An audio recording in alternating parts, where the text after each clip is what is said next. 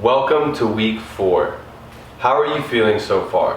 Hopefully you guys are really starting to dial in these habits and you guys are really starting to enjoy all these benefits of finding and creating your best self. This week is all about progression. We're going to really be pushing ourselves, not just physically, but mentally as well, to find what we're truly capable of and to bring out our best selves. This is when we're really starting to get into the meat of this program. So this is when you want to give that ultra focus, that ultra attention into every single thing that we're doing. This week can be pretty challenging and it's definitely going to step you out of your comfort zone. So don't worry about any specific result, just try to push yourself and make sure you're doing better than you were last week and the week before. For this week's daily checklist, we increased the 3-round Wim Hof breathing session to 50 breaths. If you haven't done 50 breaths yet, this can be a bit challenging, but it's definitely going to push you and to bring out your best self. Really consciously focus on trying to enjoy each one of those breaths as much as you can, knowing that as you bring in that oxygen in, you're going to be feeling better, healthier, stronger, and happier. And as you exhale, just exhale everything that doesn't serve you anymore and relax deeper into it.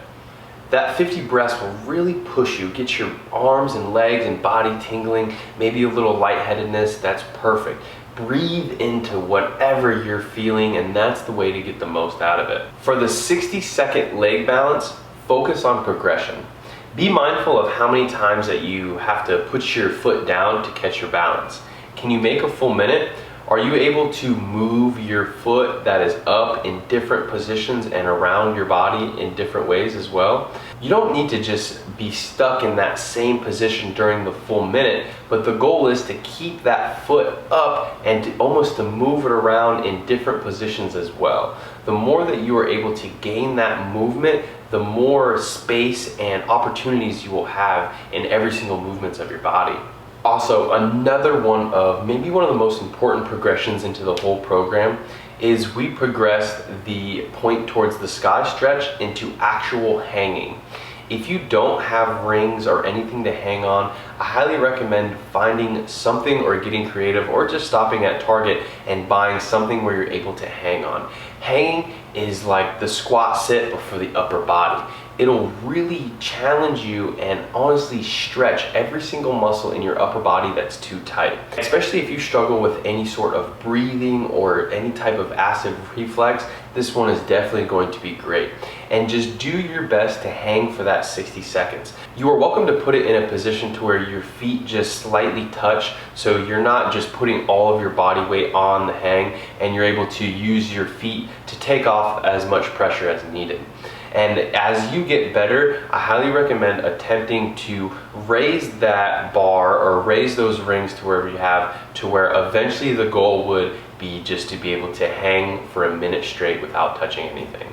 The hang is one of the best upper body stretches that you can do that'll really open up and stretch every single joint and ligament in your wrist, your elbows, your shoulders, and help decompress your whole entire spine.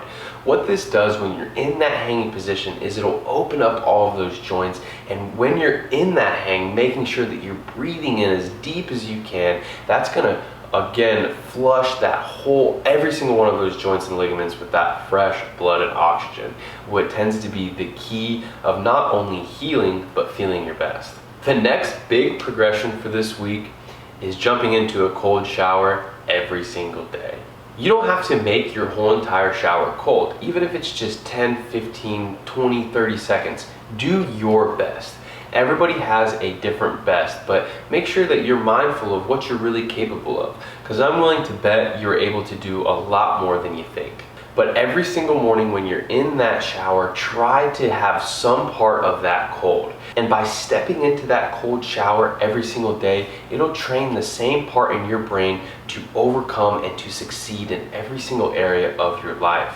before you get into that cold shower, you will notice where your mind goes. It'll try to talk you out of doing, you don't really need this. Are you sure you need this cold shower? It's going to be uncomfortable. It's going to be awful. And these are the same things that our mind tends to tell us before we attempt to accomplish any big goal. So by doing this and overcoming that mental chatter, it'll strengthen the same part of your brain that'll make it much easier to accomplish your goals. On top of that cold shower, it's just going to vitalize almost every system in your body. That's going to wake it up, give you a nice boost of energy, and it's going to make you healthier. And of course, do not forget about the super smoothies. Hopefully by now you're really starting to get a hang of the ingredients and learning how to make different varieties of smoothies that you enjoy and that you like the best. Now it's time for the week 4 workouts. This week we have 3 different yoga sessions. And like always, I recommend a variety. If you haven't tried Yoga with Adriene yet, try that one, or there's many of different other people on YouTube as well. Go to a local class or just meet up with some friends or whatever works for you. Find a variety and enjoy your yoga sessions. The yoga is great because it's not only going to get you more connected with your breath, more connected with your body, but it's going to put your body in so many different movements that you may not get throughout the day. And the more that we're able to move in the different positions, the more we are able to move in different positions. Another one that I'm sure everybody is going to enjoy is I want you guys to try an ice bath. So that means taking your tub, filling it with as much ice and cold water as possible, and jumping in. If you can only make 3 minutes without shivering, or 2 minutes, that's okay. See if you can make 7, 8 minutes. A rule of thumb is when you start shivering and you can't control or stop the shivering, it's time to get out and warm up, and you did a fantastic job. If you live in a cold place or a cold environment, you can also do a cold water plunge instead. So that means just finding a cold river, a cold lake, anything that's cold, and just by diving in that and seeing how long that you can stay in it without shivering. And like I said, as soon as you start shivering, get out, warm up, pat yourself on the back because you did a great job. Also, this week for week 4 workouts is we have resistance workout A, B, and C. So we're introducing some new workouts and some new movements that are all going to be in your resources down below. So enjoy those, do your best, and when you're in the middle of these workouts, try to give all of your focus, all of your attention, all of your being to these workouts. And the more that you're able to dive into these fully, the more you'll get out of them. Really focus on using these different workouts to learn different movements in your body, as well as just pushing yourself physically and mentally. The more that we're able to push ourselves, the more that we're going to be able to get out of ourselves. And last but not least is I want 3 30 to 60 minute cardio sessions. Like I said, you can do these in the morning, first thing, after a workout, or if that doesn't work best for you, you can do these anytime. Just fit them into your schedule and do your best. Alright guys, that's week 4. We're getting more than halfway through this thing. Hopefully by now you're really starting to feel great. You're really finding your best self and learning how to create your best life. Good luck and have fun.